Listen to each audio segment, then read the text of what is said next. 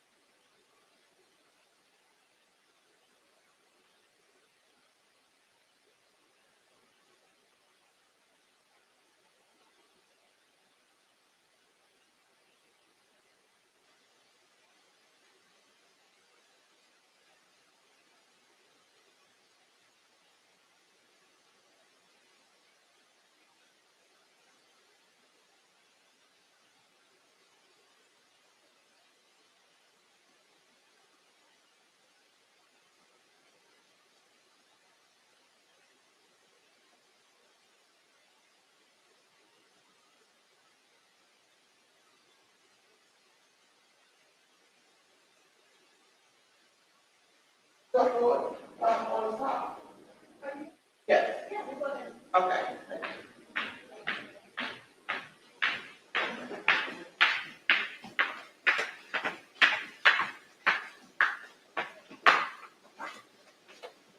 Oh, yeah.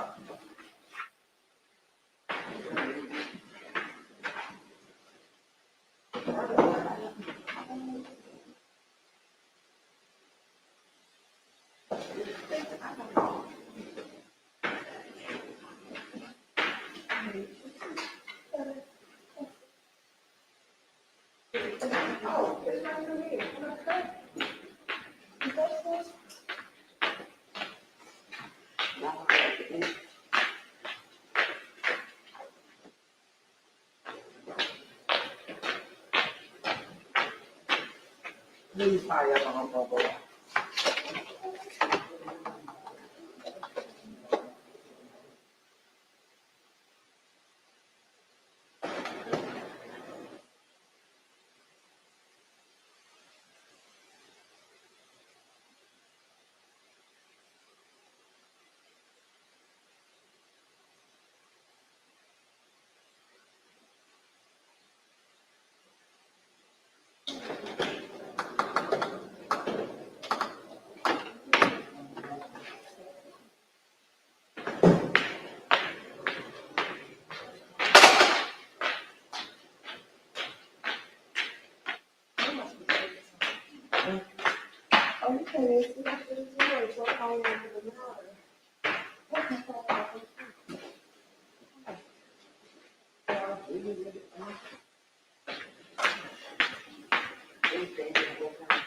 No, what? My time is 11 to 12, but they serving lunch, so they do that, and then I get paid per hour.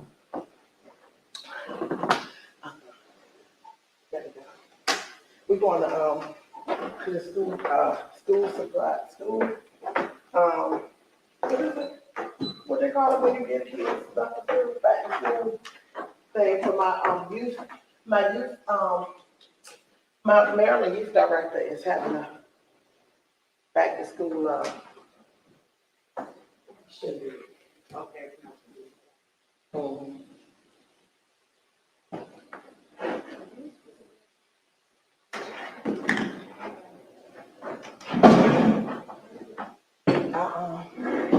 I'm gonna get you some paper.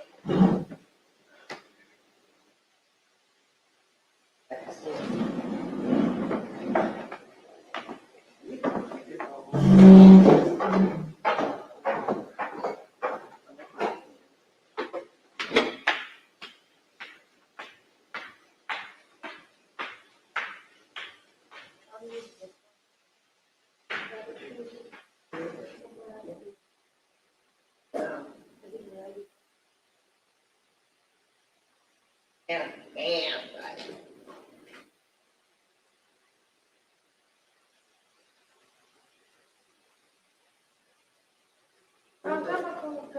I got one. I got one of the kids. The king was trying to too.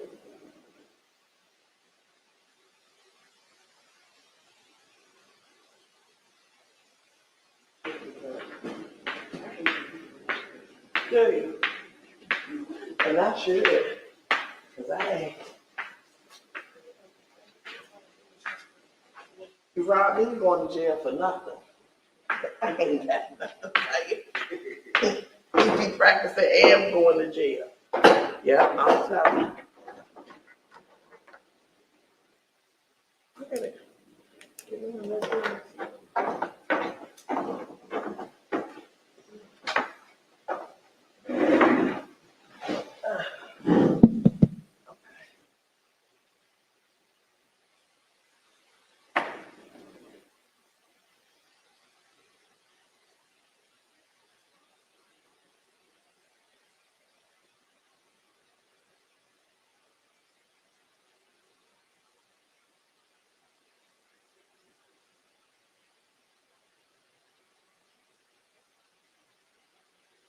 Girl, and I'm so glad Alex ain't sending this thing in my daggone inbox on Messenger.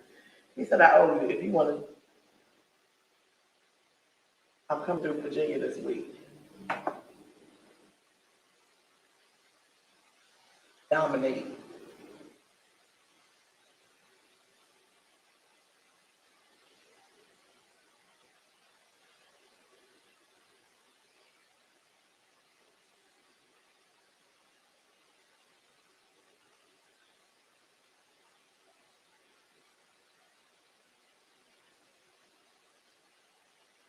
I'm going to go ahead and tell him that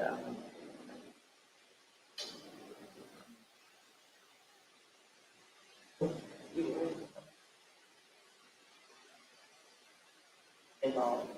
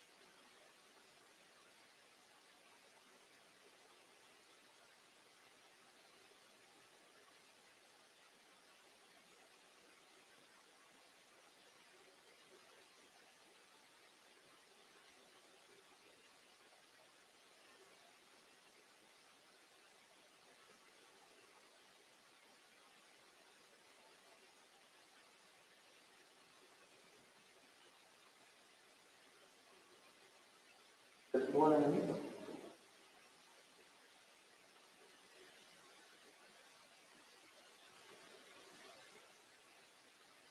Let me see, girl. Because he looks like Nunu a little bit, but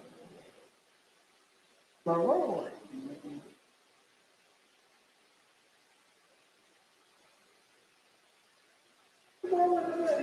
I mean, even though he do look like Slender, he look like Slender, but he don't look like nah.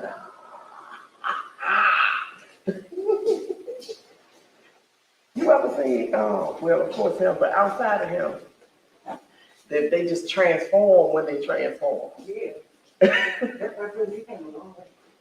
No, and he don't even. That ain't even remotely. And he let him. Oh, fragile stuff. Fragile. But Twan was too. When I saw his pictures when he was young, he was a little fragile, little like that. I was like, what in the world? I'm gonna tell you this now. If there was something that came and said, "Oh," I would. But see, but then again, the damage is done. That's why I kept telling them, don't damage the kids. Because it's at that point, it's beyond repair. You can put them through too much. It ain't just about me. You know what I'm saying? And baby hair, it shoots them. No, I mean, she doesn't. Not at all anymore. You don't have nothing for him. He's still respectful.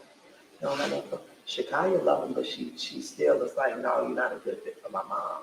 She want him to get us out together, but I think it's just like you. I couldn't if I wanted to. And so if you do come out and torture me, I need you to understand that even if I want, this is about these children, and they don't want you to fix it. The way you fix it is by staying.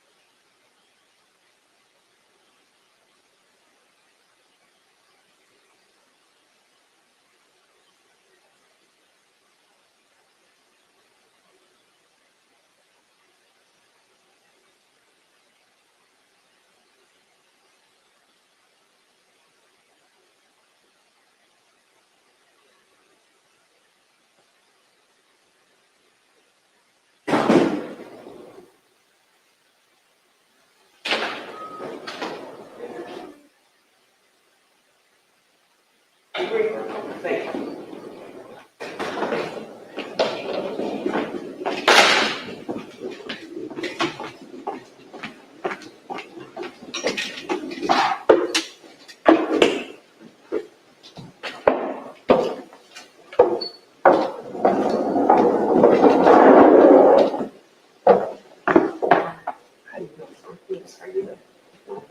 No.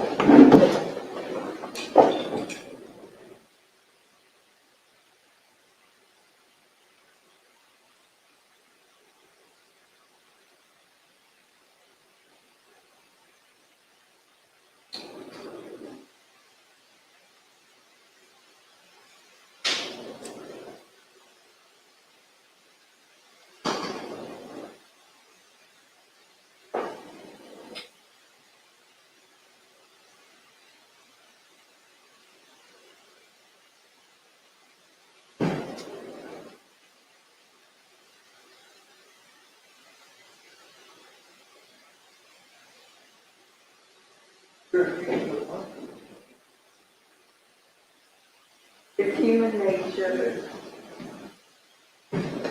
This is Ms. Wilkins, this is Ms. Shabazz, they are speakers, and Alex Smith is not. So, Just these two. no, Jerome Shabazz I thought was on your panel. Isn't Jerome on your panel? I think so. It's on your program. Okay. Did you get your poll? Okay. Yeah. Let me go get him. I think there are three. I know we did one time cancellation. And then when you come out, I need to get somebody to take you upstairs to the other room.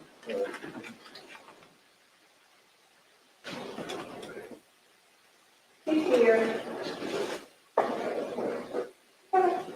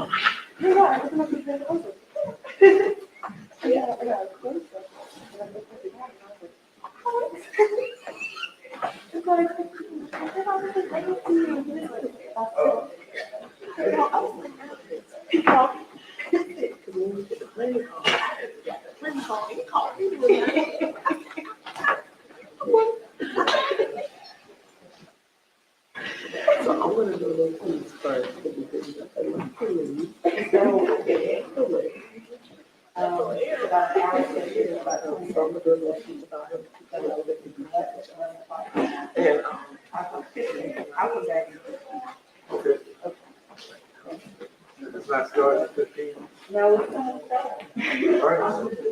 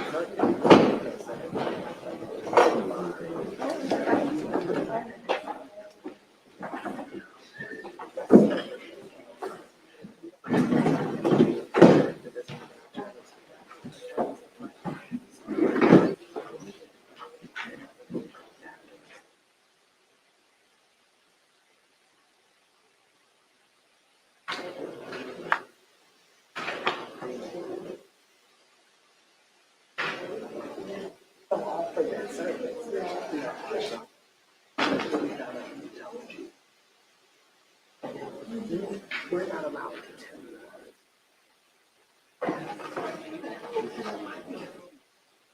I have something.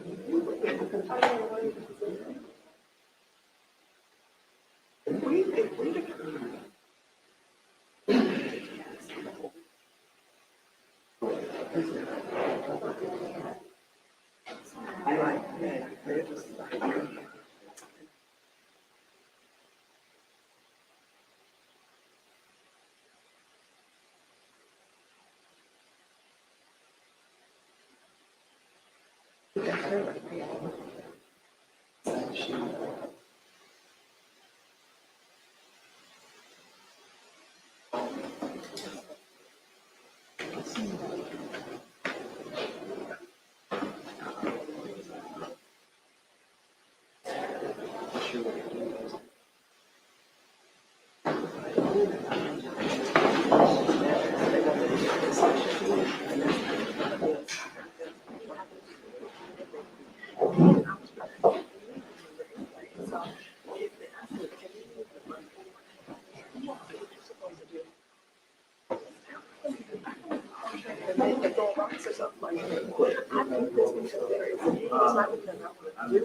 We're waiting for the call. Okay. yeah. So who's my?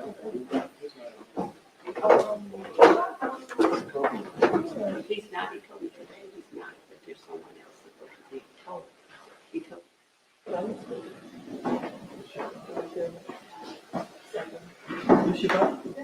I told you. I got a husband too. Maybe that's our moderator. It's rich.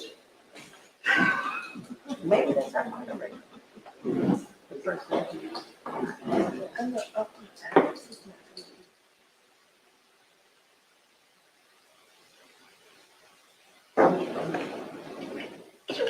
So we apologize for being a little behind.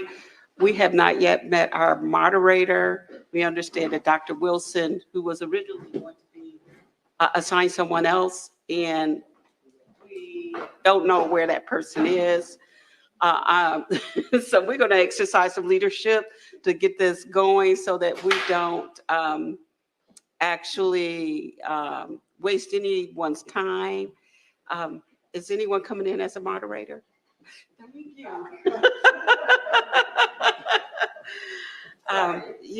So we understand that someone's husband was sick, and that might have been our new moderator. I am your moderator. But I appreciate you. Thank you. We were just trying to explain why we might be a little. Oh, well, the session ended. Sorry, I'm late, you guys. The session ended a little late. Then, you know how we do. We gotta talk to everybody. So I'm going to start, and I apologize again, and I need my glasses because I'm not as young as I used to be. So good afternoon, and well, good afternoon. Make sure everybody's here, like here. It's still morning. Oh, it feels like we've been here all day. Welcome to session 1A, Environmental Justice and Green Workforce Needs and Opportunities. I'm Dr. Adrienne Hollis, Vice President, Environmental Justice, Climate and Community Revitalization and Conservation at the National Wildlife Federation. And I'm moderating this session, obviously. The emerging green workforce sector refers to careers that are directly moving society and the surrounding environment towards a more sustainable and resource-independent world. A recent Green Recovery report published by CAP stated that targeted investments in energy efficiency and renewable energy will produce approximately 4 times more jobs than spending the same amount of money on mature energy industries such as oil and gas. In this session, panelists will discuss the significance of a green workforce, the implications of the Justice 40 initiative and infrastructure bill for green jobs, as well as best approaches for a just transition. Y'all, it's hard with this mask on. Panelists include speakers working in reform, policy, and advocacy, and will also share some model green workforce programs, challenges they face in the everyday work, and successes and impacts of these programs. Definitely looking forward to hearing all of this. Panelists will also describe the best way that states can support them to sustain their programs and scale and replicate them. So now I'm going to introduce the speakers in the order that they will present. And it looks like one person is missing, so we'll move on. BeKura Shabazz, please tell me I pronounced your name correctly. Thank you. Is the Social Justice and Health Disparities Committee Chairwoman of the Virginia Green New Deal, Chesterfield NAACP Criminal Justice Committee Chair, and Internal Policy Committee of the Virginia Virginia Environmental Justice Collaborative. So you see, she doesn't do much. She's also an advisory board member of the Virginia Human Rights Network and has just recently expanded her advocacy scope to the state of Maryland by becoming the Legal Empowerment Director of Life After Release. With over 2 decades of experience in dirt roots advocacy and action in the areas of criminal justice, policy and environmental injustice, child welfare reform, housing and economic injustice work. Welcome, Ms. Shabazz. Jerome Shabazz is the founder and executive director of JASTEC, Juveniles Active in Science and Technology Development Services. It was developed in 1998, and it is a not-for-profit organization that works to promote environmental justice, encourage sustainable design, and promote public health in urban communities. And he is also a member of EPA's National Environmental Justice Advisory Council, or the NEJAC. Ms. Donele Wilkins, a friend of mine, is the founder and CEO of the Green Door Initiative, an organization that aims to take not only the city of Detroit, but the nation to the next level of environmental stewardship. Green Door Initiative stands out as a national model for sustainable living through civic engagement. And for more information on each of our panelists, I invite you to go to the bios link in the 2022 symposium page. Welcome, presenters. And Ms. Shabazz, we'll start with you.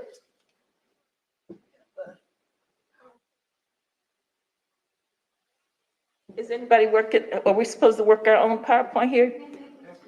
Yeah, so we This just is all new to me. noticed about our sending it somewhere. So I did. I don't know if you did. I sent mine this morning. I sent mine in last week, but I thought they were gonna. She's pulling him up. You know, his comment yesterday, he didn't get any information, right? Who's the first speaker? Ms. Shabazz.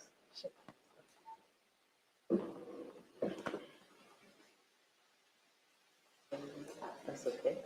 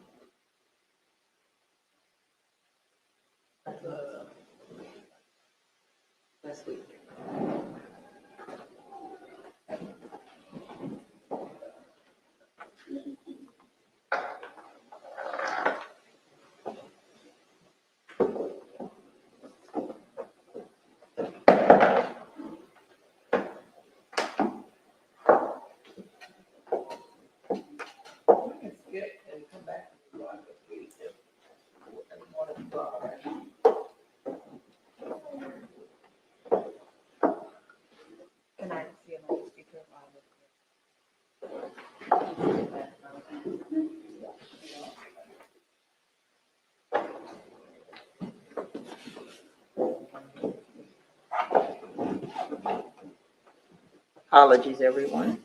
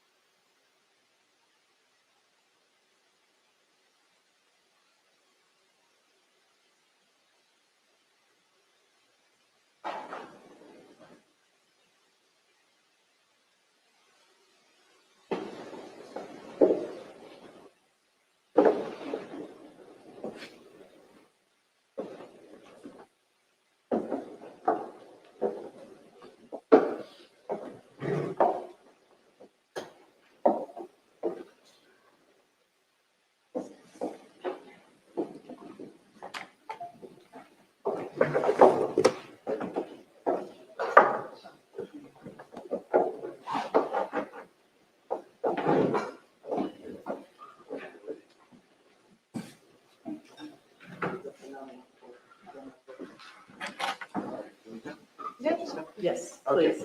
Jerome Shabazz, Mr. Shabazz is going to go first. All right. Well, thank you, everyone, for your patience. You know, it's interesting. Years ago, I probably would have sat up here and felt a little discongruent because of the coordination. But I've come to realize that these things are very, very complicated, and that we should respect and have a great deal of appreciation for the effort for people to try to put together forms of this complexity. So let's just give them a round of applause so that they understand that we understand that these things are very complicated. So if we can't get through this, then how are we going to do this real work with people who are really enemies to this environmental justice movement? Again, my name is Jerome Shabazz. I'm the executive director and founder of the Overbrook Environmental Education Center out of Philadelphia, PA. Also, we have a nonprofit organization called Jazz Tech Development Services, Inc. And Jazz Tech is an acronym for Juveniles Active in Science, Technology, and Health. And we've been in operation since 1998. And a great deal of our work is and has been always about responding to community needs around environmental justice, improved public health, and a robust, progressive community life. And oftentimes, I work in an urban sector where it's not often thought of as environmental justice vesture for activities of people within that community. And reason being, that Philadelphia is probably one of the largest, poorest counties in the United States. And the interesting part about being in a poor big city is that people have other priorities. They think that when we come in a room, you look at people's interests, and they're looking at things like food and can they keep their homes heated, and can they keep their children safe? You know, we all hear of this gun violence going on all throughout the country. And so bringing to the attention of people the issues of environment while dealing with all of the other concerns that are in their life was a very interesting challenge for us. And so we're very pleased to talk about some of the work that we've been able to do around green workforce development. But most importantly, I want to talk to you about the pedagogy around how we approach this issue. What style of educational approach that enabled us to reach community members so that they can see this work as a priority, and so that we can begin to make the kind of co-productive benefit of bringing community into the framing of work that would also ties into community development. And so one of the first things that we had to look at in this work, where's our IT? Can you tell me how to advance this along?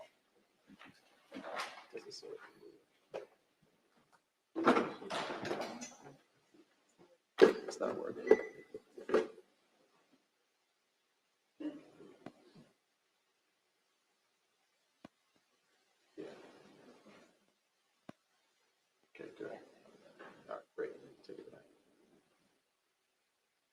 Yes. Before we can talk about the work, we have to talk about the environment that the work was being done in. Let's try to picture, for example, a high school, Overbrook High School, hence how we received our name years ago.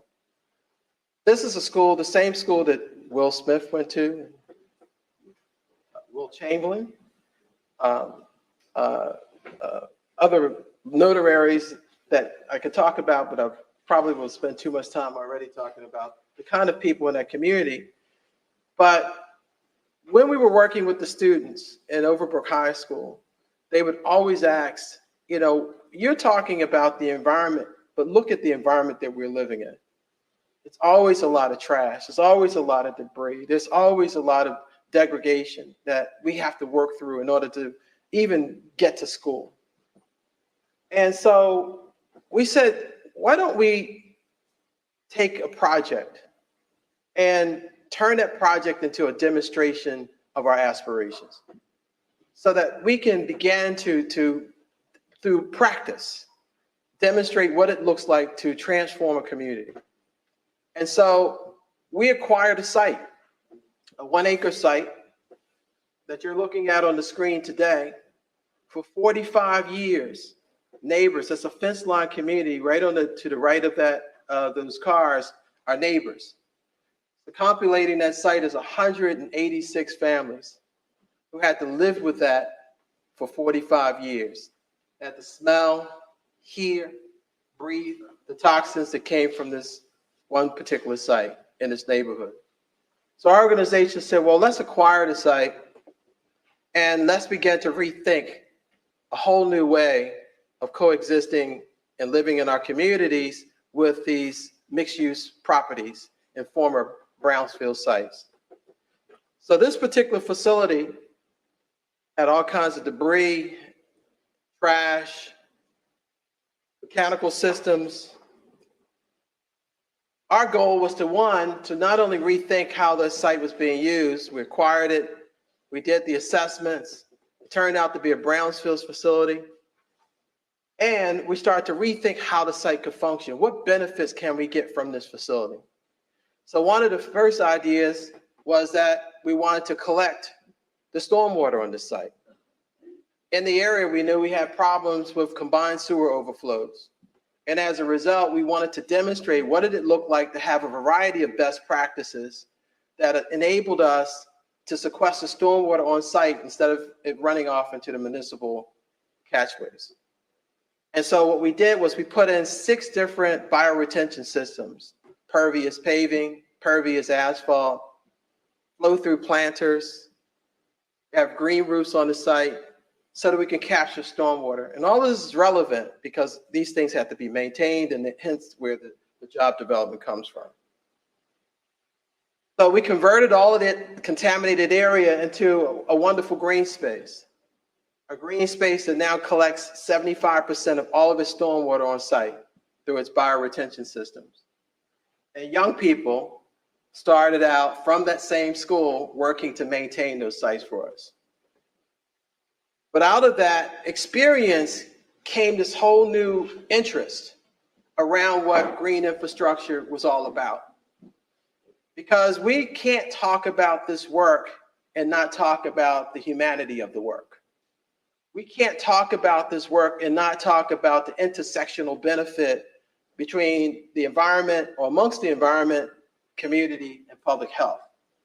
And once we connected folks to the public health sector of it, and they began to see themselves improving the health and quality of health within their communities, it became a driver for students and young people and the community folks wanting to be a part of this workforce community.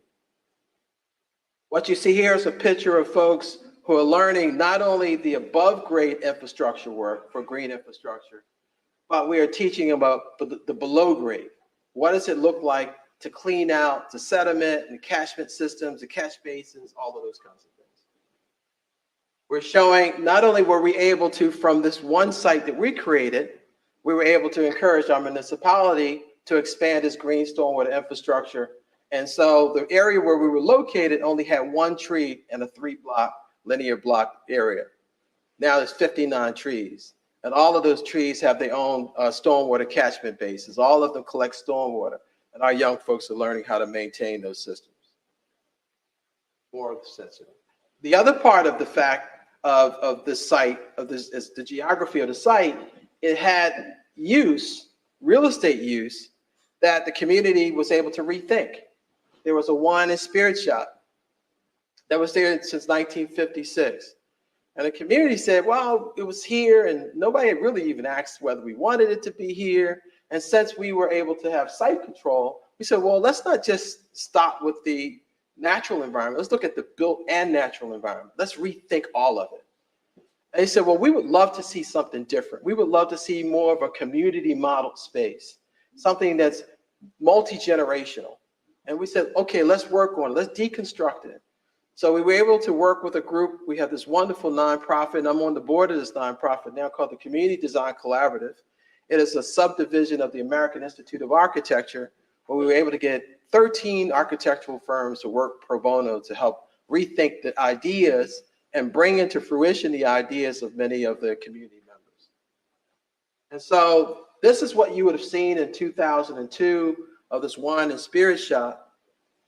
But today you'll see something like this. And we work very strongly with career technical education programs where students who learn carpentry help build counters. If you can see in the back, the artwork on the back is phenomenal because we call it restorative art. It's bottle tops and bottle caps. We had students go out and measure the amount of waste that would have been going into the waste stream and to upcycle it into art. And so that's become a really big deal in terms of monetizing how we do some of our environmental green work.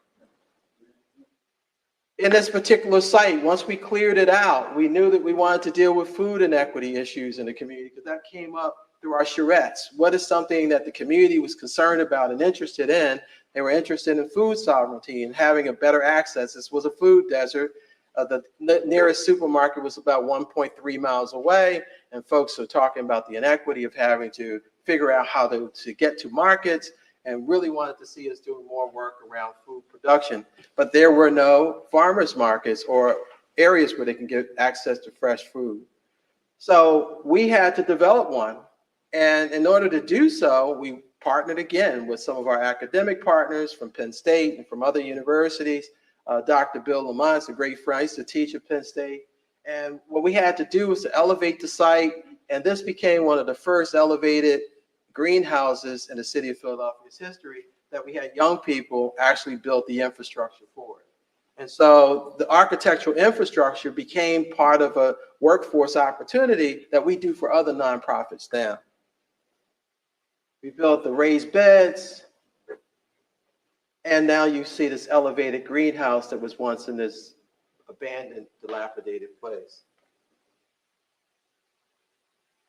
One of the other things that we work on now, since we start getting into soil management, the quality of soil and environmental issues, we have a big epidemiology work around lead in the Philadelphia area.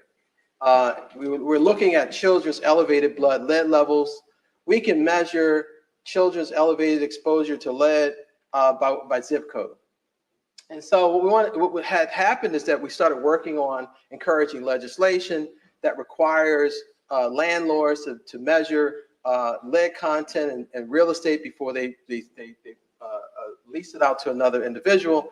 And that legislation sort of spurred this whole movement around people learning how to do dust wipe sampling and to be responsible for the EPA's RRP certification when they're doing construction and facilities.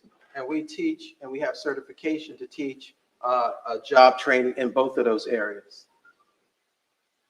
Because it was a post-industrial site that we were working on, everything was gray. Everything was gray. And because everything was gray, our students said, Mr. Shabazz, why does this place look so gray? I said, because you haven't painted it yet.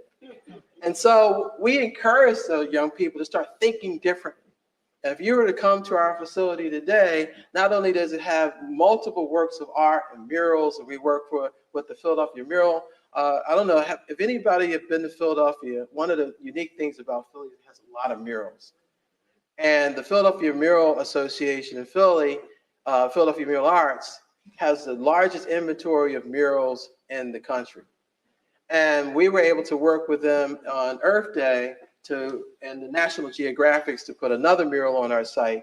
But now we are training people to learn how to do murals and to work with mosaics. We've also worked with the Pennsylvania Mosaic Society. So we have wonderful mosaics and murals all throughout our facility. And people are learning how to use those skills as workforce development skills in the green economy. We also deal with safety. So we have safety training that we provide, the safety that comes out of understanding this issue around how dust and how water quality and how air quality impacts the health of communities. We need to have people to properly train to mitigate what some of those issues are. One of the big things you find all over the country is litter. How many of you just get totally disturbed when somebody finishes eating their McDonald's package and throw it out the car window? Show your hands. Do you get disturbed by that? Does that just absolutely disturb you? Well, we have a city, Philadelphia has probably the most robust green infrastructure planning of any other city in the country. As a matter of fact, 15 years ago, actually 12 years ago, received a special dispensation from the EPA to help mitigate combined sewer overflows by increasing the number of sites throughout the city that collect its own stormwater, taking it off of disconnecting it essentially from the collector system of the municipality. What that has done is sort of spurned this whole movement of people learning how to not only manage their stormwater, but reducing litter and waste. So we have a whole team called the Winbrook team that keeps commercial corridors clean. And the important part of this project, which we partner with the William Penn Foundation, we also partner with the City Commerce Department to keep commercial corridors clean. Just last year alone, we were able to move 75 tons of debris from the sites that we manage on our own. So just in this one community, we've been able to remove tons of solid waste, which has an exponential cost once it goes below grade. So if you think about trash on the surface, that's bad enough. But imagine what happens when rain takes it into the catchment systems. Now you're in a confined space and you have to have mechanical systems to go into that confined space. It makes the cost of removal exponential. So even if there was an equitable process by which the city was dedicating certain amount of resources into that community, the money that would be used for improvement is now going to preventative measures, right? And so you still see the inequity. And that's why it's very important for us to educate along with create the new workforces around the green infrastructures that are being established within communities. Okay. So career technical education is a part of our pipeline. We have schools, we used to call them vocational schools in Philadelphia. They used to be part of our pipeline of students who are now interested in this kind of work, the restorative work, recycling work, thinking differently about tools, having a cradle to grave thought process around the materials that they use. All of that is part of now an efficiency model that companies are actually looking for relative to having that high functioning worker in a work environment. That worker who's reducing waste, because the reduction of waste in the first place is the first step towards eliminating waste. Is that correct? And so we can't talk about this whole idea of creating green collar jobs, and I know we're going to talk more about this, but we don't talk about it without talking about the intersectional values that relates to it, right? So we need to understand a little bit about water quality, about food access, about water contamination, so that you can see yourself bigger than the singular role that you might be engaged in. Thursday, we had a class. And one of the things that we talked about in our class is the importance of your role within the community. And these folks are essentially picking up litter and cleaning up litter off the street. But now they see themselves as ambassadors. So we're teaching them about tree quality. We're teaching them about integrated pest management. We're teaching them about issues that they run into as frontline workers, but more importantly, the people in the community ask them questions.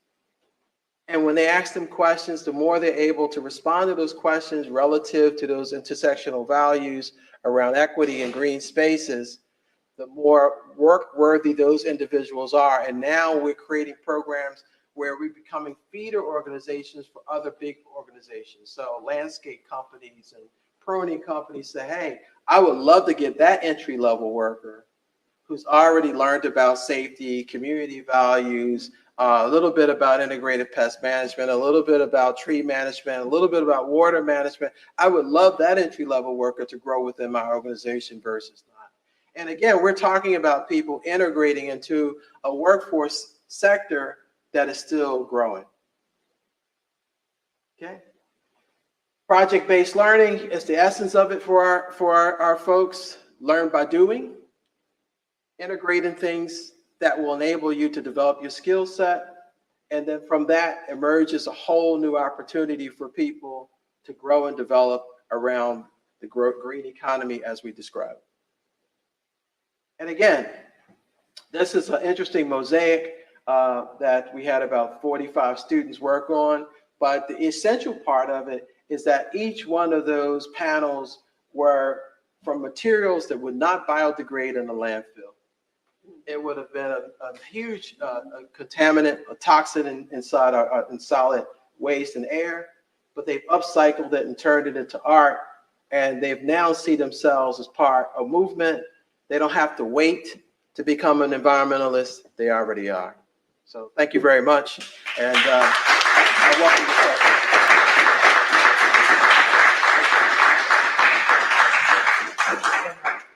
Thank you so much, Mr.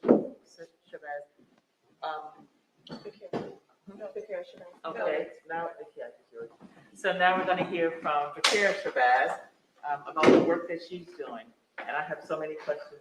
I've been taking notes, so I'm going to try to hold them off to the end. And please, I hope you're writing your questions down too.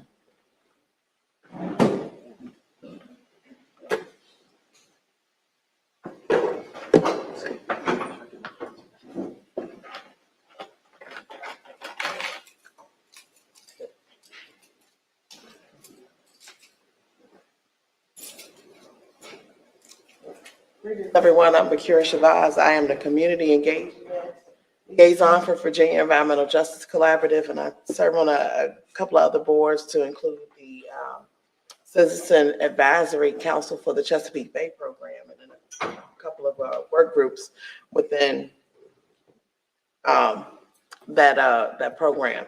So my position here is a little different than my co-panelists. As in, I seek to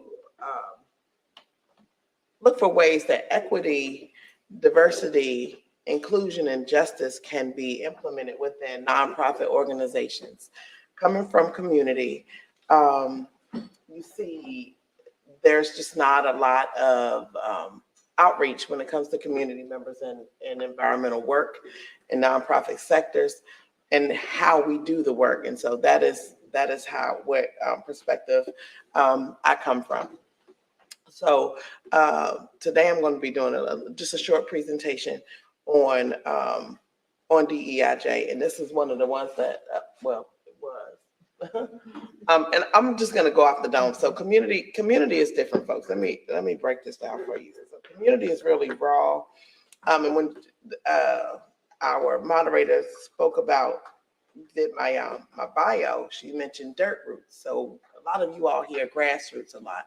Dirt roots goes a little bit further. Dirt roots is actually in the weeds, no structure, and it's just banging the work out the best that we know how with whatever we have to get that work done. There's no grant funding, there's no supports. It's just community getting the work done. However, and so that is something that is not magnified a lot. You probably have never heard of dirt roots activism, and that is me. That's what I do.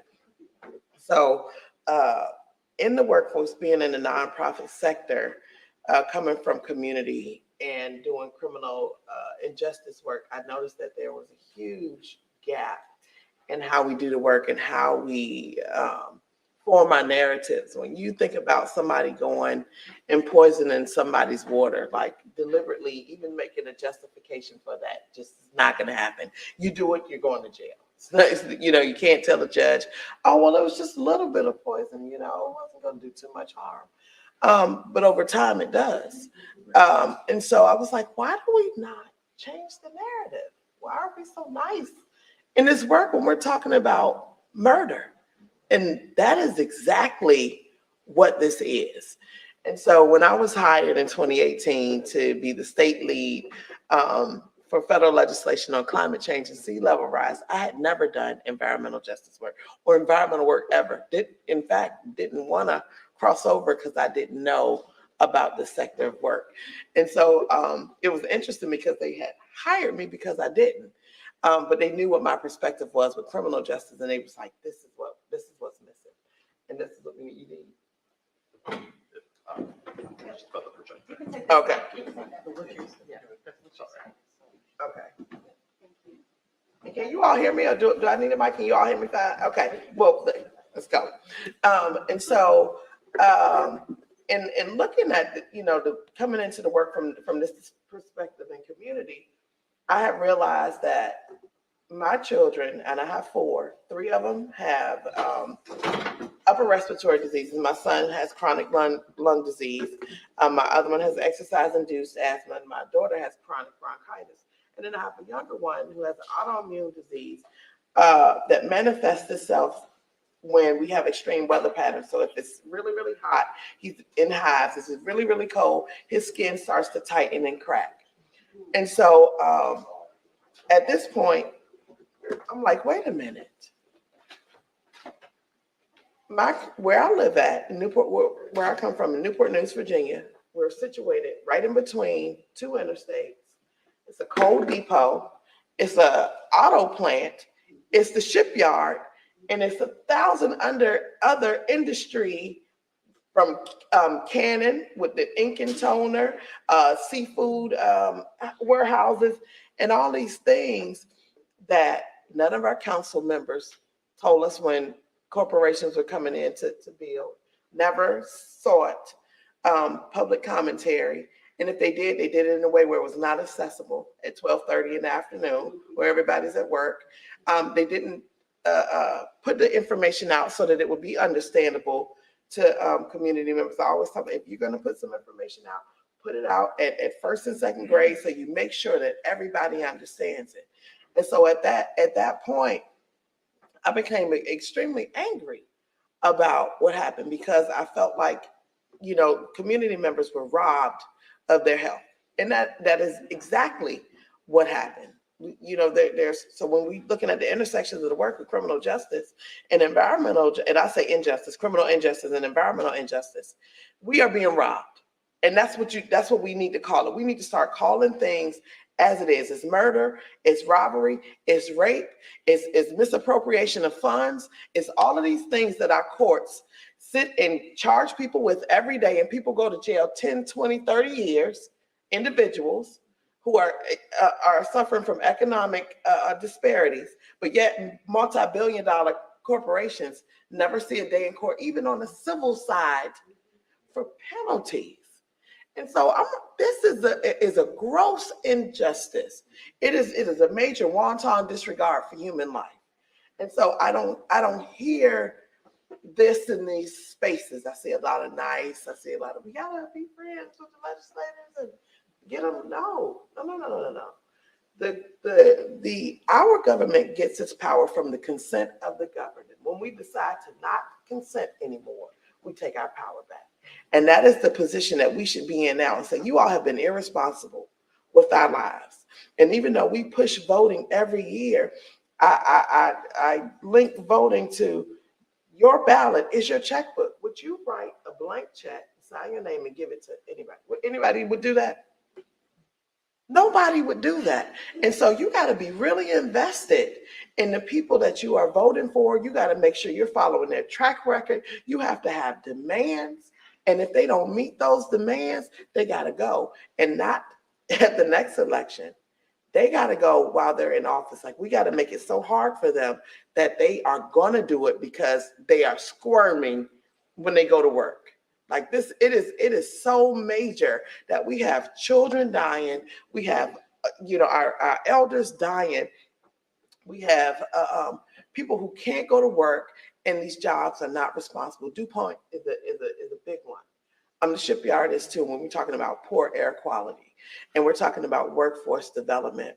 And so let me bring it back to the workforce development part. So I am formerly incarcerated, and there is a huge gap in people who are formerly incarcerated and them being able to have access to employment, period, regardless what it is, and especially employment where they can be sustained.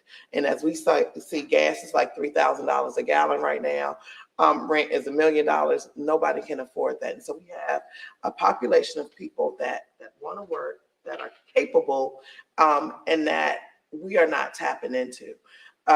And so why is our penal system not having workforce within the prison so that when people come home, they have jobs that they can come into? They're already trained. They're already ready to go. They've already been doing it while they're inside. And a lot of that is because we won't allow the system, or we don't, and the system won't change the narrative about formerly incarcerated folks. So how many people, when I stepped up here, thought that I would have been formerly, or even think about people being formerly incarcerated in this space? Anybody? When I told you I was formerly incarcerated, what ran through your mind? And be honest, because I need to hear this too.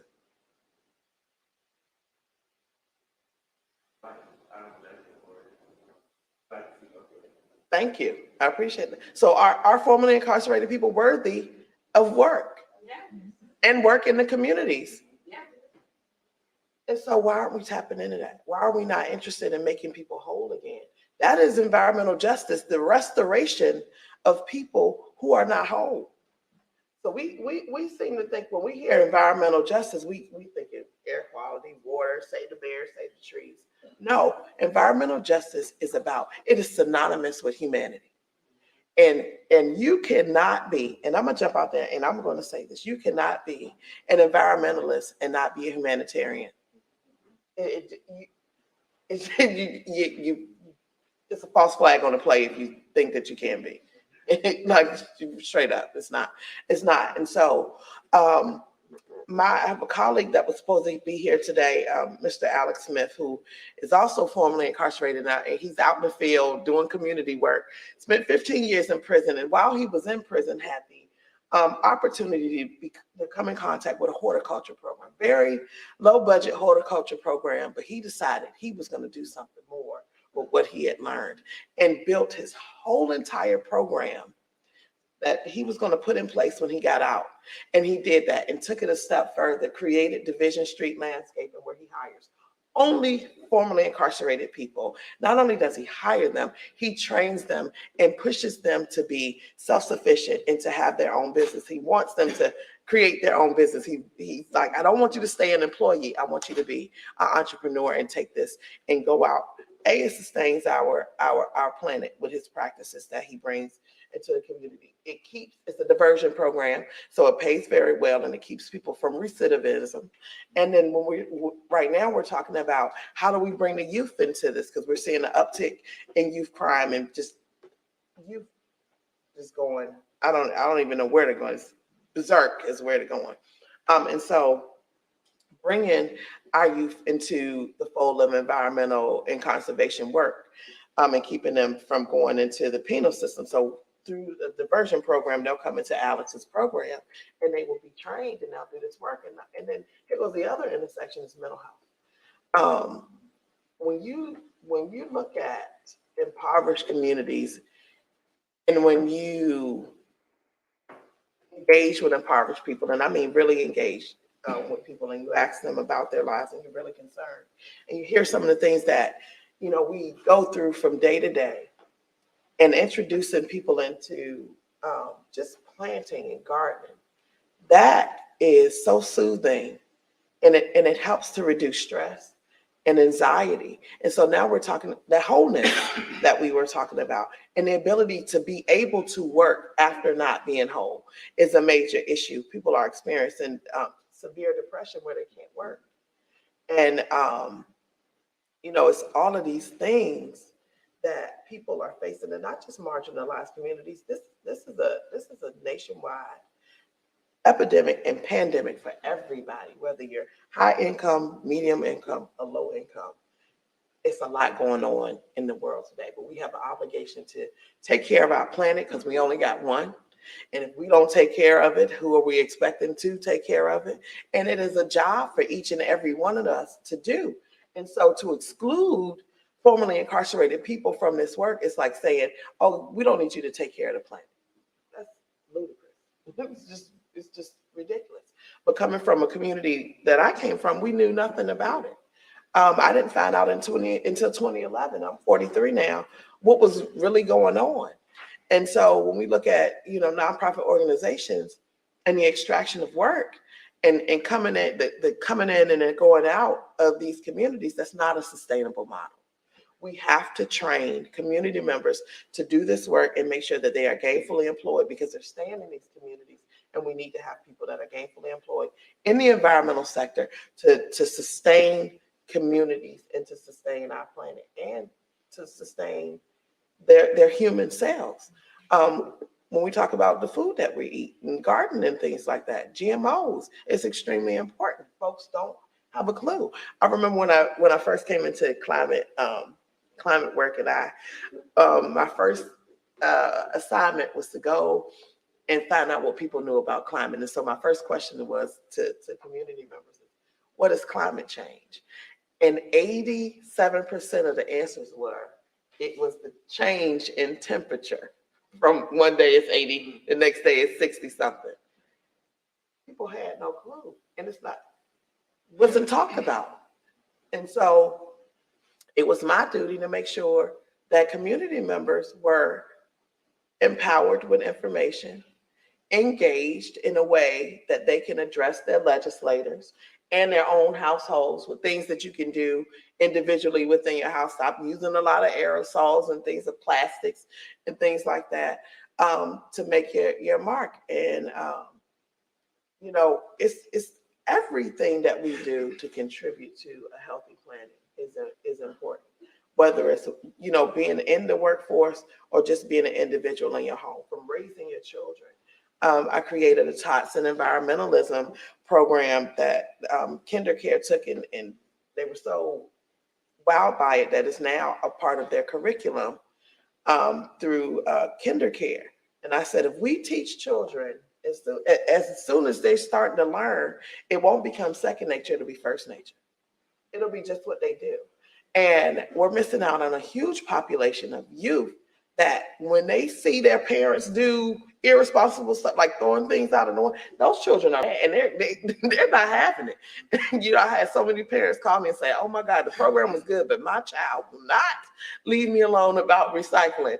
Or I threw something on the ground, and very upset about that because they care about the planet. Acclimating them with like bees. We had children that were really scared of bees. And so until we started to teach them the significance of bees, and they wanted to grow pollinator gardens and in their homes and things like that. And so that is also home workforce, how we keep our planet healthy and safe. And so it's many things that we can do. And that was me, a formerly incarcerated woman, non-degree, comes from a marginalized and impacted. And the things that, people can do if you give them an opportunity, you'll be surprised. You will be surprised what people would do if you give them an opportunity. I said, a lot of people, when we talk about recidivism, and that's, recidivism is when you go back to jail after being a one-time offender. A lot of times people recidivate because of lack of opportunity. It took 20 years. I was in a life of crime for 20 years because of a lack of opportunity. I have always been brilliant, but nobody would ever give me a chance to show that brilliance until 2018 when I entered into a fellowship program. And it wasn't deliberate. It was because a friend of mine who knew my capabilities was one of the hiring managers that said, I'm going to bring you on because I know what you can do. And so we have to make deliberate attempts to find these folks because they're everywhere. And not just because had I not had a friend, I would still be probably incarcerated. And that's horrible. That's horrible how we throw people away. And so extend those opportunities. When you get those applications and, you know, people check the box, yes, I'm a felon. I'm asking you to look beyond that and be a humanitarian and invest in that person and sow into that, water that seed. And I guarantee you, I'm almost certain they're going to go above and beyond your expectations because you sowed into them what they had always wanted for so long. And that is an environmental justice to humanity. So,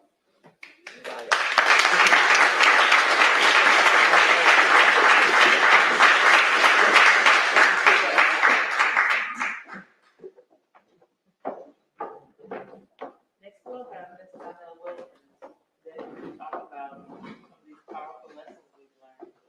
Excellent.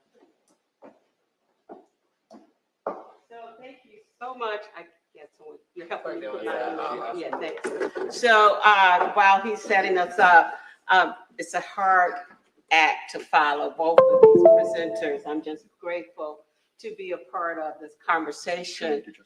Yeah. So I am Donele Wilkins. I am the founder and the CEO of the Green Door Initiative. Giving you greetings from Detroit, where we're situated, where we place the world on wheels. Everybody is able to drive a vehicle of some kind because it all was the birthplace. Detroit was the birthplace. So I want to lay some context. Thank you so much. I want to lay some context. Because we place the world on wheels, we have Detroit is pretty much what is known as a brownfield site. Anybody ever heard that term before? So in the 90s, when the federal government decided to create some policy and programs and resources around that, communities like Detroit began to create some inventories. And so because we place the world on wheels and all things that relates to an automobile or vehicle exist in its raw materials and manufacturing and disposal and all of that exist in Detroit, they stopped counting the contaminated parcels in Detroit. They stopped at 40,000. So much so that the entire city was deemed a brownfield site, because it's likely that you live near, on top of, you work, or you're influenced in some way by the industry. So I want to lay that context because I want to share what we're doing when it comes to workforce development, what we call a green jobs pipeline. Okay, so a little bit about me. I've been in the environmental justice work since its inception. I got to see my heroes and sheroes sitting in the plenary today. And Bernice Miller is absolutely right. None of us would be here without them. So being able to be a part of this, still being a part of this conversation, for me is pretty amazing. I was pretty young when I attended as a delegate to the first People of Color Environmental Summit. And that's where I decided I was going to dedicate my life to environmental justice, achieving that. I wasn't doing environmental work when I got there. I actually was doing work in the occupational health environment, simply because my stepdad had passed away on his way home from working at Chrysler. We don't know what came first, the heart attack or the car accident, but left my mom widowed with 6 kids, and I'm the oldest of those 6. So for me, it was kind of a natural transition to connect to why did my dad die in that way, and then got selected by some folks who helped to organize that event. And they thought, because I think I'm a born advocate, they thought I would be a good person, a good delegate to be at this event to help really jumpstart the environmental justice movement in a more formal way. And that's where we developed the 17 Principles of Environmental Justice. If you don't know what that is, you need to go and find out. It's pretty amazing. It is the foundation or the way that we do our work, the principles by which we do our work. So in the first half of my career around environmental justice, I started, co-founded another organization called Detroiters Working for Environmental Justice. And at that time, our mission was to just make sure that environmental justice was on the agenda of everybody that had something to do with policy, community leaders, grassroots, and I'm glad to learn a new term, dirt roots.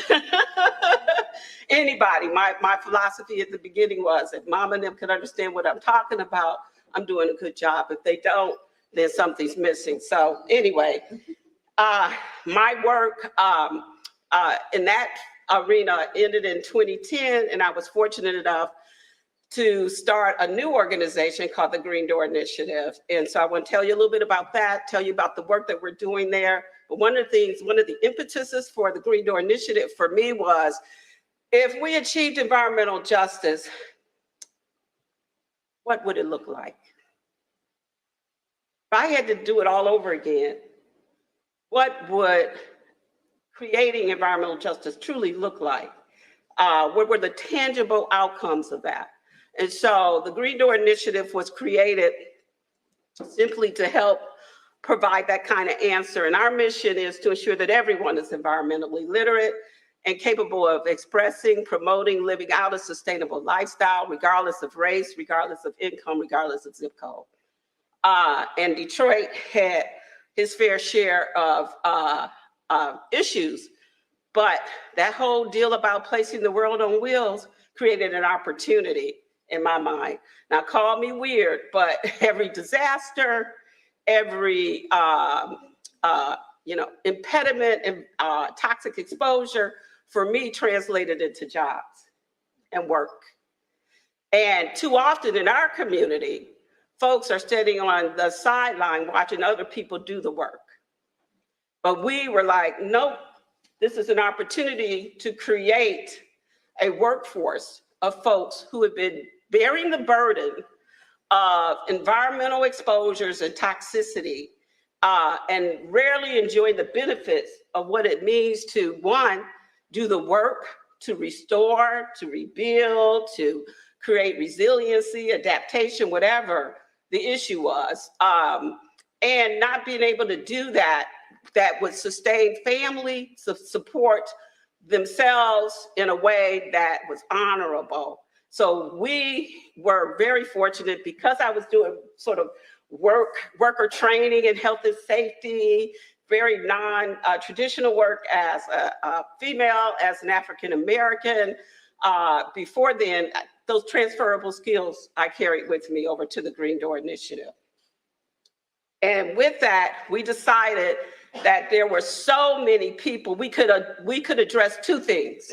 Unemployment was way in the upper double digits in our community, particularly among young people, and that we were underrepresented in the industry all along the trajectory. And I actually kind of think that everything's a green job. If you think about it, and I often tell young people, look, if you want to become an attorney, you can specialize in environmental law. You want to be an educator, environmental ed. A doctor, environmental medicine. I mean, everything's a green job. So, but in terms of the work that we were trying to do, it was like, how do we create an entry level, like Dr. Shabazz spoke earlier about, how do we create a workforce that could walk into an entry level kind of environmental sector? So we were looking at from clean up to green up. That's kind of how we did this, and was able to build some partnerships that help us create the curricula in a way. So we have a 12-week course that does just that. We provide the fundamental information and training that helps people understand and onboard into the green collar sector. Basic skills, life skills, how to write a resume, and all those kind of things are included in that. Our instructional staff is 100% reflective of the community we serve. It is really key that everyone that do the training, that provide the job placements, that help people start their own companies, look like the people they serve, so that they don't feel like, oh, this is far-reaching. You know, I can't do this, right?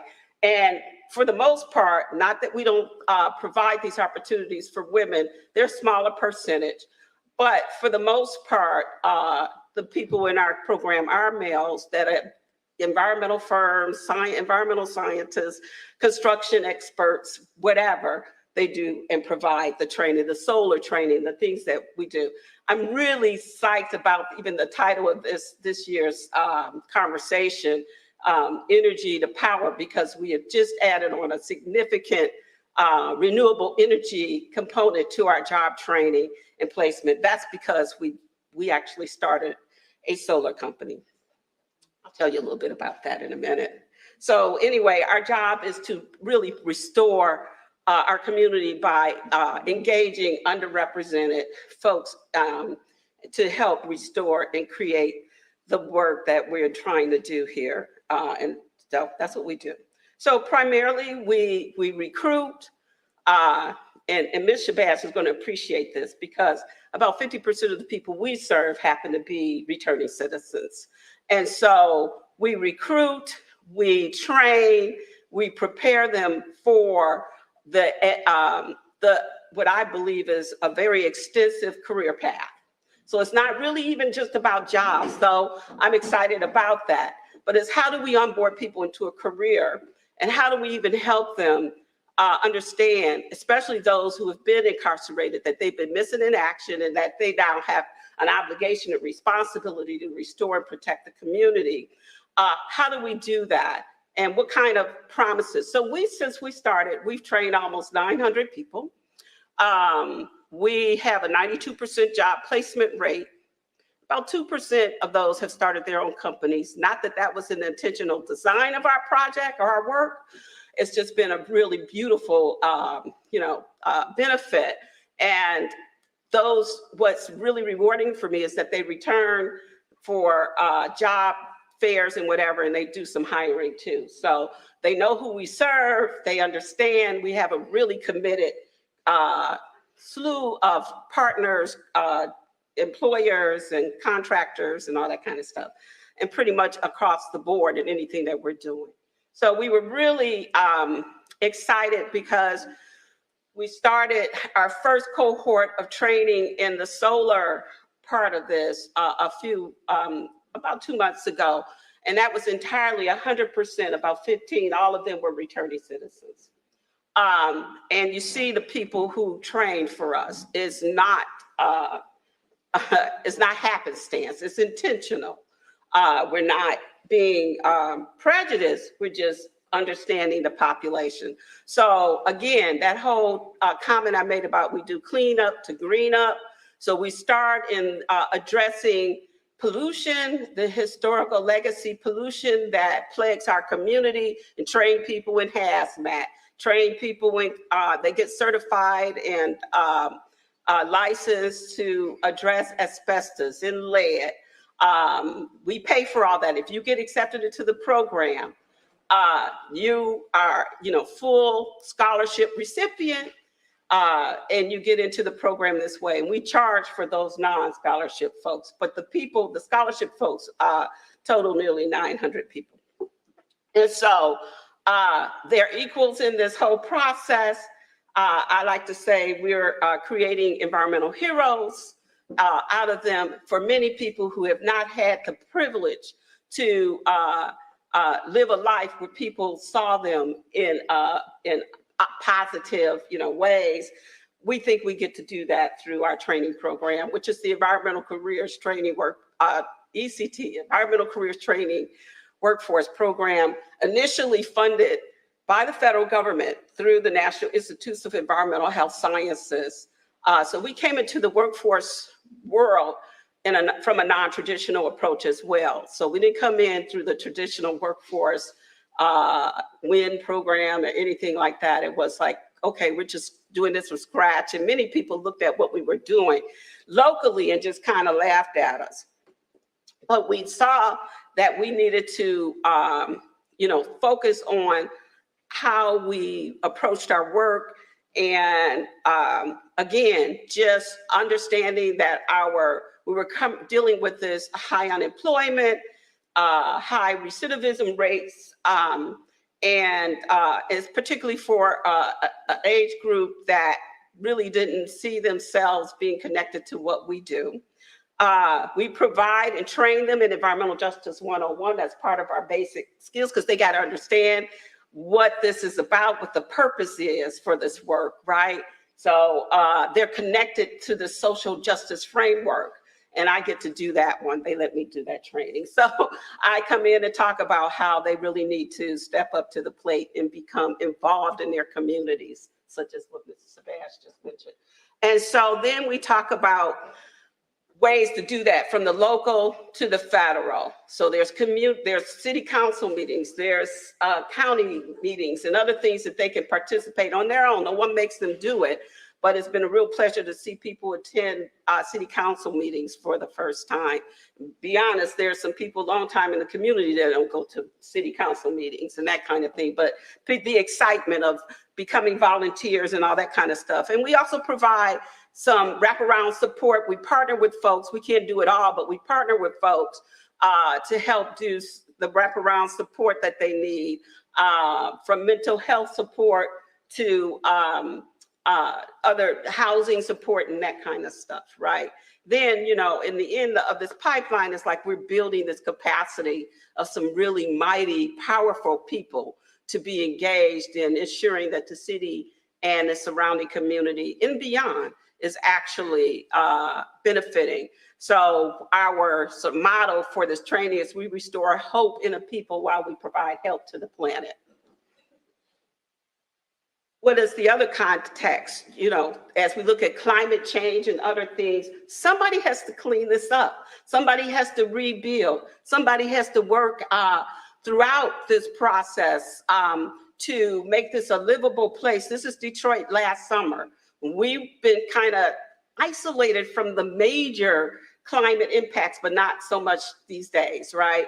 Where we had 120-some thousand houses flooded, from just major rain and weather events, and you can see the impact. And so I won't talk about all the other things we do because I'm only here to talk about workforce, but I will say that we have set up supportive systems and other things through our community resiliency project to ensure that folks in the community actually get the kind of support that they need. So we're talking about folks that are energy insecure. We're talking about people that are not reflected in the renewable energy framework. We're talking about people who, again, like I showed you, this is a picture I actually took standing in Houston as people were coming up from New Orleans after Katrina. We're talking about providing a way out and up for everyone. The other context is in places like Detroit.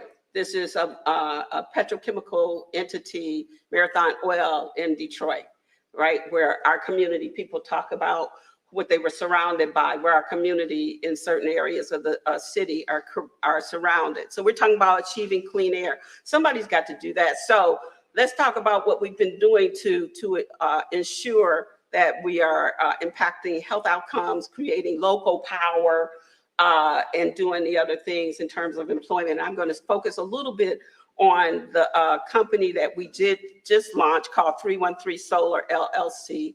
We were fortunate to actually secure and win an award or a prize with the Department of Energy through their Energy Innovation Equity something prize.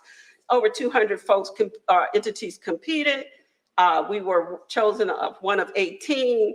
And so we have a pretty expansive sort of project outlined for this particular work. One involves creating, we're going to manufacture, install, and maintain solar panels. This is our Motor City to Solar City project, right? So we placed the world on wheels. Now we're going to open up, you know, the renewable energy piece of this. And why not us, right? We're going to daylight a shuttered elementary school, which will be our site for the solar plant. which only needs like 10,000 square feet, and it's pretty close to net zero. We're trying to make it as much that as possible. The elementary school will actually build an energy hub for a community, a neighborhood that's going to be a model neighborhood that will actually showcase how people in our communities can enjoy and take full benefit. We're going to hire 200 individuals from the community. Most of them are people that I described. We're going to do some housing, affordable housing work, where our primary priority is to make sure that returning citizens have access to quality, affordable housing. And as serving people in this population, this has been one of the most difficult things I've been grappling with. The fact that people don't want to rent to and provide housing for people that will guarantee that they will return to three meals in a cot kind of deal if they don't have a place to live, or be in some situation, domestic situation that's not good for them, that will guarantee that they will return. So we're trying to do our best, and why not them be the ones to renovate, install, and do all the things that we know this community needs in order to be fully employed and then get the pleasure and benefits of actually living in something that they helped to create. So we're exceedingly happy about that. And you see some of the promises that we think this project will actually produce for us in the city of Detroit. And so, yeah, we want Detroit to be that model city. We really want to, and we want to be the ones that actually make that happen. So all things related to ensuring a green economy, one that provides opportunities and access, hence the green door. They walk into it, and all things, good will come as a result of that. I will say that I make sure that we hire people from the people we serve. I can't expect other people to hire them if I don't have the trust and hire them myself. So our lead instructor happens to be a returning citizen. Our recruiters that go out into the community and find those bodies that we need to be in this, both of them are returning citizens. We have folks that, one of our other people who is our youth program helps to serve in that capacity. So she's able to be a mentor and whatever in that capacity. And I will say, because I'm really proud of our youth. So we provide a summer youth employment program. We hire young people from the community. We have about 23 of them right now. I just saw where we got some real good media from this past couple of days, because one of their assignments is to build some boats. And so they have just finished and actually put the boats afloat in the Detroit River. It's a partnership we have with the University of Michigan and with the Riverside Marina, which is the only Black-owned marina in the state of Michigan. So, it's the only one in the state of Michigan, I think one of 3 in the country. So they are very interested, and we co-created a opportunity for young people, high school kids, to actually get involved in environmental and green collar sector through the natural resources and the marine life and all that kind of stuff. So that's another story, but yeah, I'm real proud of them. Policy is key. Policy drives our work as we work to ensure that environmental opportunities, jobs, and economic opportunities, economic justice, and all of that is made available. Our voices have to be heard. So we're in the room everywhere we can be, at the federal level, at the state level, at the local level, too many to name. So I just want to leave you with this, the kind of partners, not all of them, that we are connected to help us do that. We were a Justice 40 Accelerator awardee. We work with academia, with community, with environmentalists who we can trust to do the work that we aim to do. And that's it. And I really thank you for your attention and the opportunity to share. I look forward to answering any questions that you have.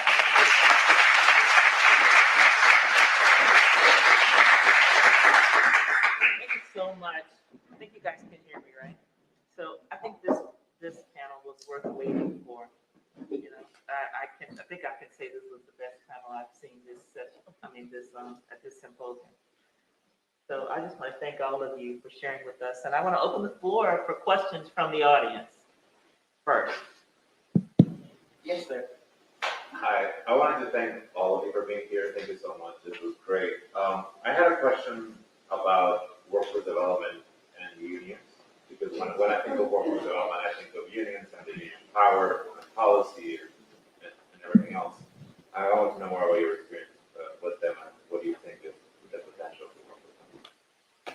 Well, Philadelphia, where I'm from, is a big union town.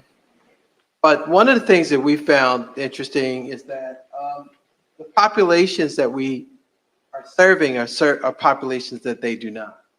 The returning citizens are populations that are apt for the renewable energy and the green collar job sector, where the unions are seeking a different kind of pipeline for receiving their workers. So that's the first thing. We're sort of discongruent from their primary target audience. The second factor is there are very few people that argue with the issues around safe and healthy environments. So can you imagine taking a position as a union representative against someone that's trying to create a workforce around creating healthier communities? So I don't think that in our work, we've had a very difficult challenge. It may show itself in the renewable energy sectors. I mean, we have had rumblings around the electrical unions talking about non-union people connecting up solar panels on houses, and those kind of issues have arisen. But beyond the electrical workers unions, we really haven't had the issues with the laborers or the carpenters or the other unions. I will add that part of my background was that I did work for unions back before I got involved in the environmental justice movement, just for information. And I mentioned that, you know, we placed the world on wheels, but that was the birthplace of the labor movement as well between Detroit and Flint. So well acquainted with unions, have worked for unions, have been a union organizer and all of that stuff. I will say that with this particular work, we don't necessarily depend on unions for placement, but though we are open for any of the opportunities that if the folks who get trained are interested. Now in Detroit, the AFL-CIO has a program called Access for All, which is intended to be like a pre-apprentice program, which I do have some issues with the whole term pre-apprentice, because that does keep people at a certain level. But they have pre-apprentice programs, and then should any of the trades be interested, and then once they get through that, they actually may onboard. So what Access for All had done for us is invited us in 1 week during their full program to talk about the green opportunities. And there's an agreement that while the people that they have recruited for their programs will eventually move into any of those sectors, that we can recruit also for them as an added sort of advanced sort of degree, if you will, in terms of the skill sets that they are seeking to achieve. So we've had through IBEW, International Brotherhoods of Electrical Workers, we had a person kind of get through their program. Now he's a full-blown electrician, happened to be a returning citizen who loves our program so much, he's willing to be a trainer and work with us over at the Green Door. So there's some reciprocation opportunities. But I will say, and a carpenter who also got through as a carpenter, but I will say that some of our guys have gone over to like the laborers and that kind of stuff and have been quite disappointed. I just want to keep it real.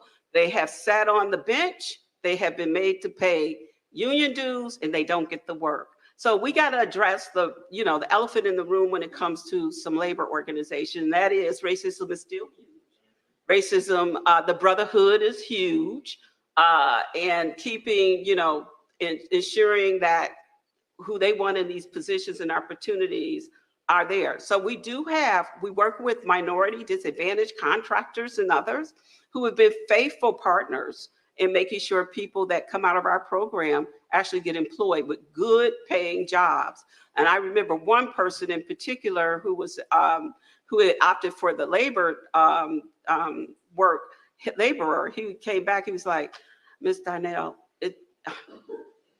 I'm not putting unions down, but it just wasn't for me, right? And so we really we don't deter them from seeking union, but we sure help them understand that in the real world, throughout the program, they're not getting some fancy protective treatment even with the smaller contractors, but we do help prepare them for the real world in the workforce. So when you look at,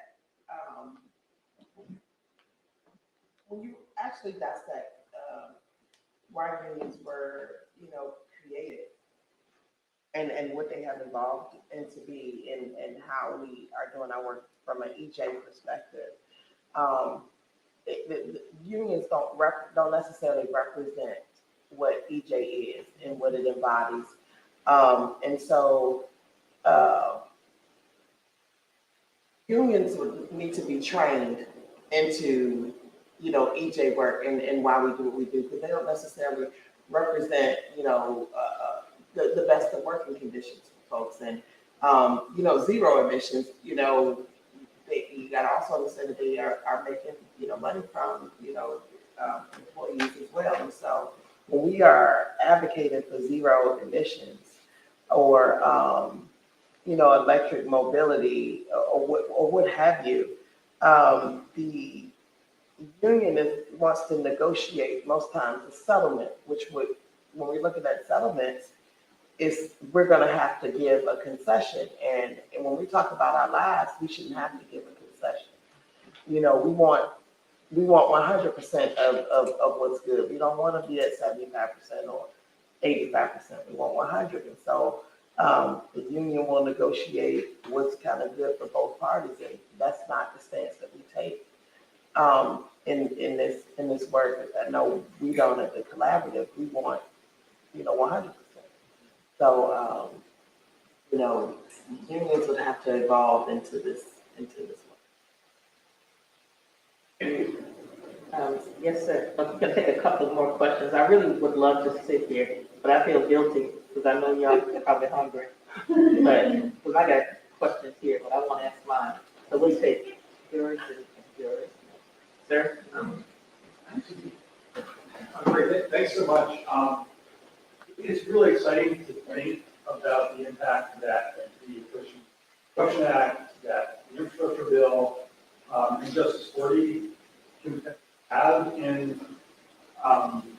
fueling the kind of work that all of you and others are doing that these local benefits are looking into and felt in the best possible ways. In order for that to work out in practice, as it's been conceived in theory, it's going to be critical for federal agencies to have very astute and rigorous engagement with movers and shakers on the ground, like your organizations, and receiving good feedback and engaging in good dialogue. And I was just wondering if you could speak briefly with federal agency officials, how that's been going, and how that has helped, or maybe sometimes not helped as much as it should to further your efforts.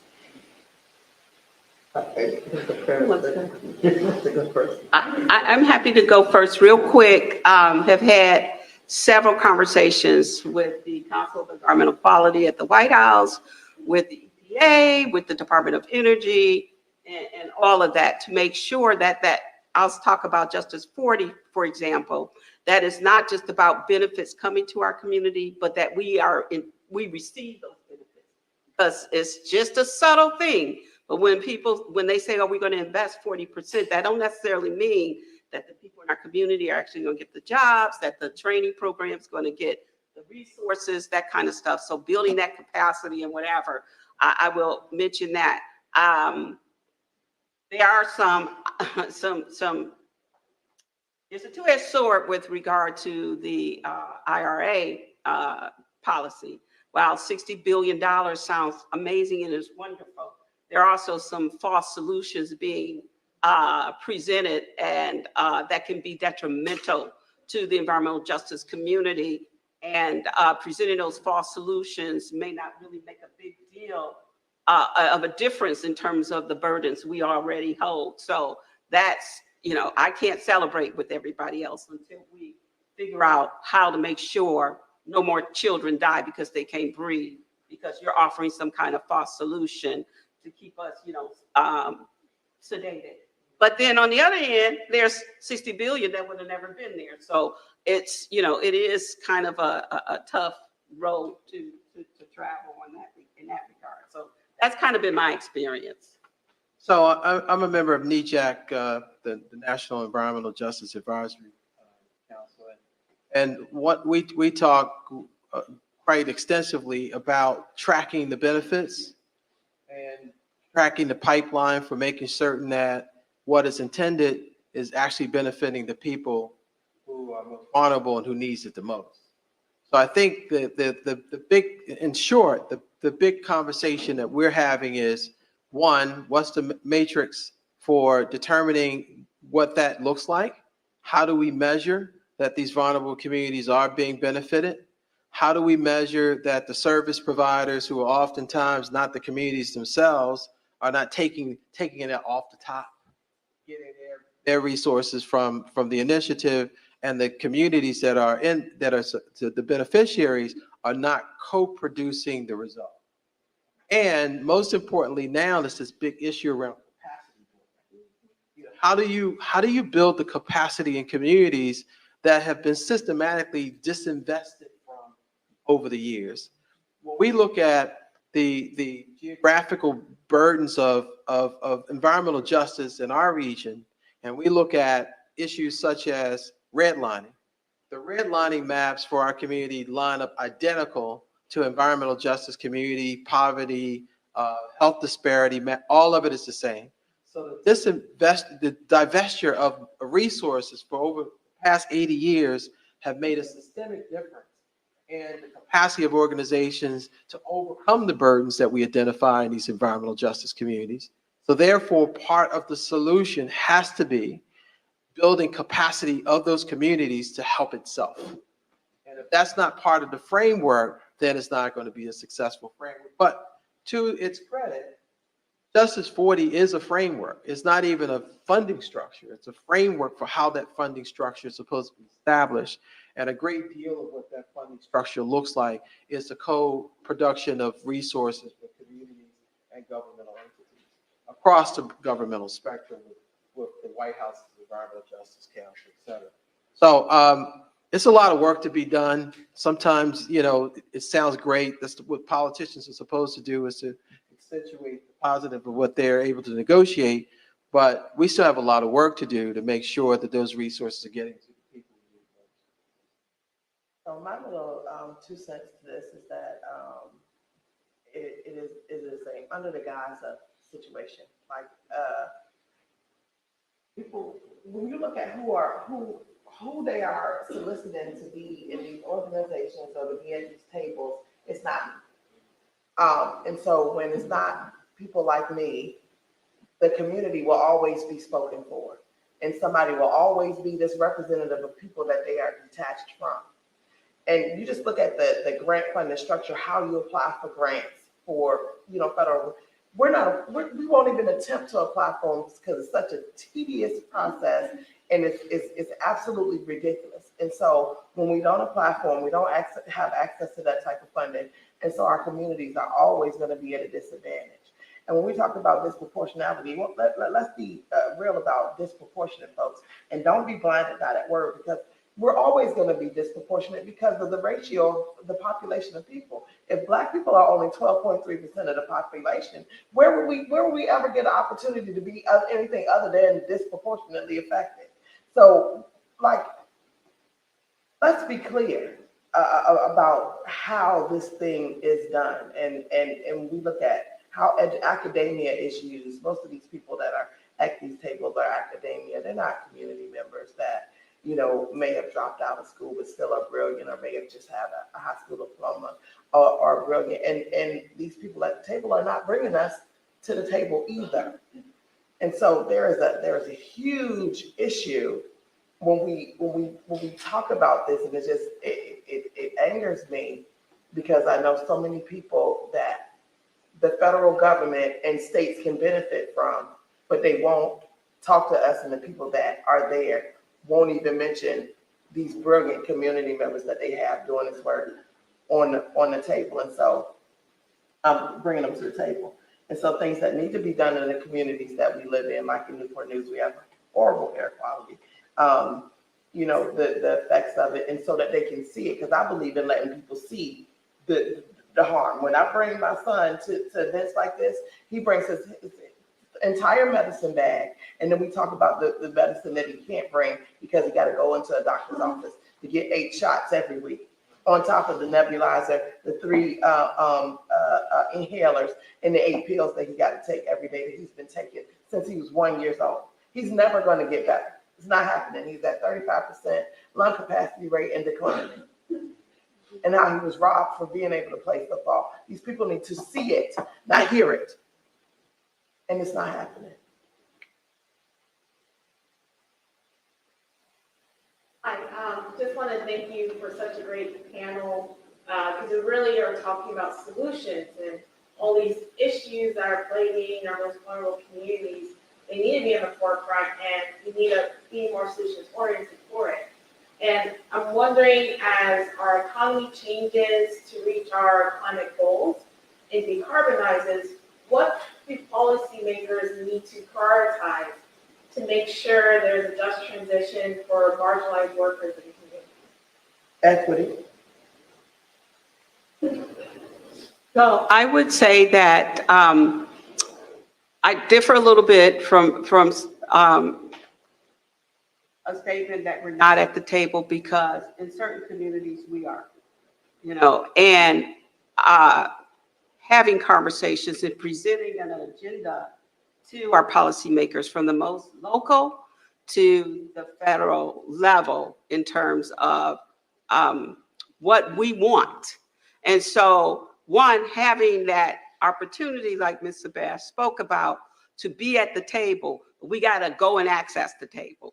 Now, I agree that there are certain limitations in terms of capacity to be there, because, you know, people got to make a living and they do all the things. And so making it easier for folks to be engaged, right? And I will offer this, because I have a table, and it's not just about us getting on somebody else's table and agenda. It's about making your own table, having an agenda.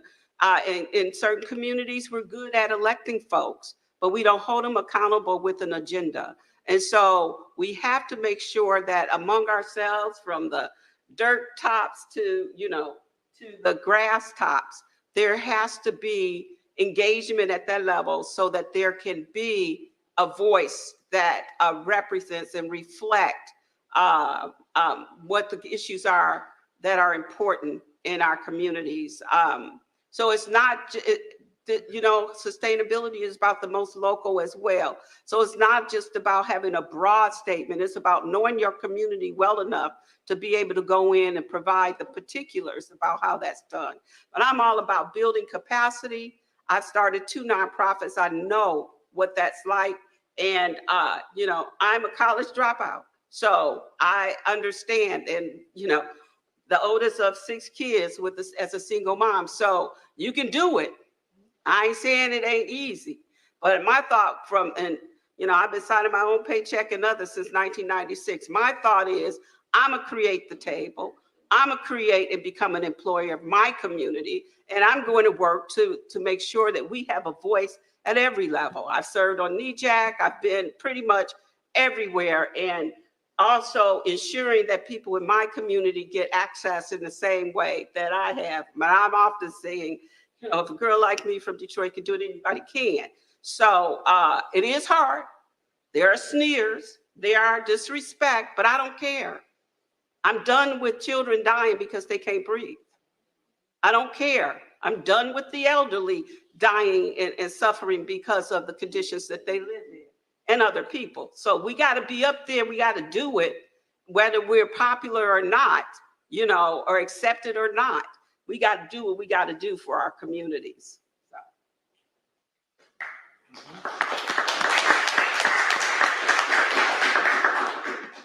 Tempted not to say anything after that. I just want to make one point, follow up to your point. You know, I typically in these settings talk from my experience. And my experience is if I was waiting for permission to do the right thing, I would not be doing any of it. And I've been doing this work for 35 years, and we've created our own opportunities. And we're now changing the paradigm where some of my partners, my university partners, as a matter of fact, I won't mention the name of the university, but I had the college president come out to my center for our meeting. I said, you know what, we need to change this paradigm. And we're even trying to get these agencies to change the paradigm where the nonprofit is the lead, the PI, the principal investigator, and the institutional partners have to work with you, so that the informed ideas of the constituencies that they say needs to be a part of the conversation will be a part of the conversation. In every lifetime, we're going to live multiple lives. And you hear that throughout the theme of what all of us are talking about, that these are people who did not wait to take themselves seriously. And you can't wait to take yourself seriously. You can't wait for some government to decide that your issues are serious. These are very personal and serious matters. For our organization, and I want to acknowledge Roosevelt Sanders, he's the president of our organization, Overbrook Environmental Education Center, and he will tell you, we connected very extensively issues of public health along with environmental conditions. We measure our success. When someone says, well, what would be the success? How do you measure the success? When the asthma rate goes down in our neighborhood, right? When the hypertension goes down. Air quality is directly connected to hypertension, heart disease, cancer, diabetes. I'm getting there. We just keep going, right? Depression.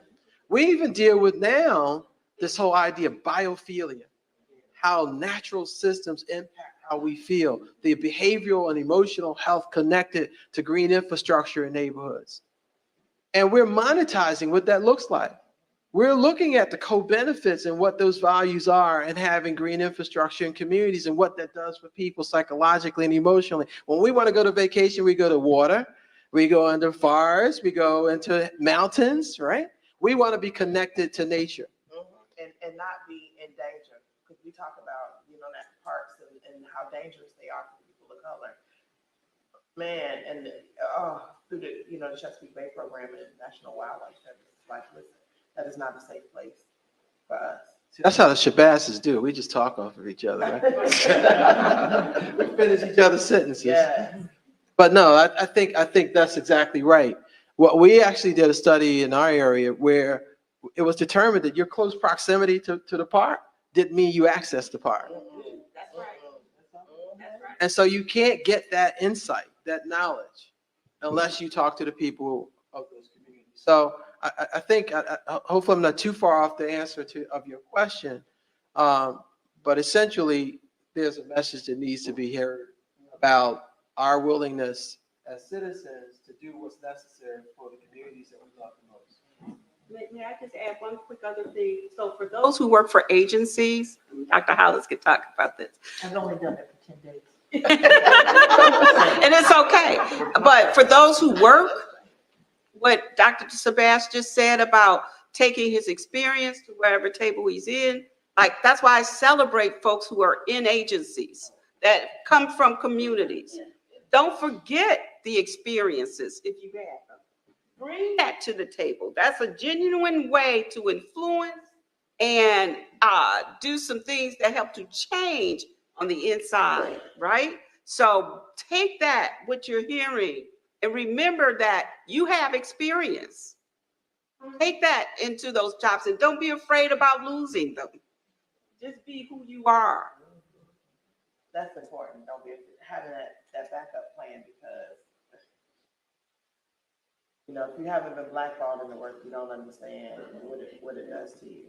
And I've been there, for a while, been blackballed in the work, because I stood, steadfast on representing community. It's like, it's not easy, folks. I won't hear because I was invited. I kicked the door. I was coming regardless, because it means that much to me. And I've quit 1,000 times too. I got some of my colleagues in here that it's like, no, you're not going. I'm like, I'm out. But if this is what you're passionate about, stick with it and hold your guns. Let's thank this wonderful panel, please. They are phenomenal.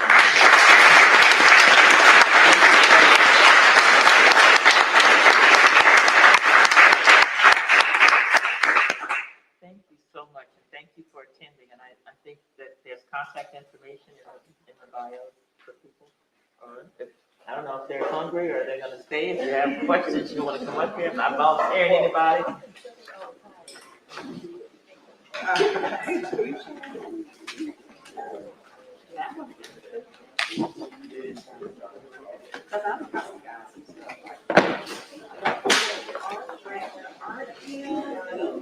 love your passion. I actually, Thank you. We'll talk. Are you gonna be around? I always say that when I work at PCSD, that people forget. right? Right? That's right.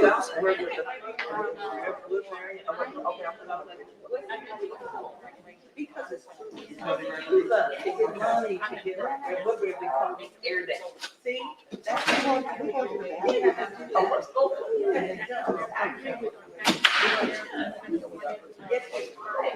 I finished myself.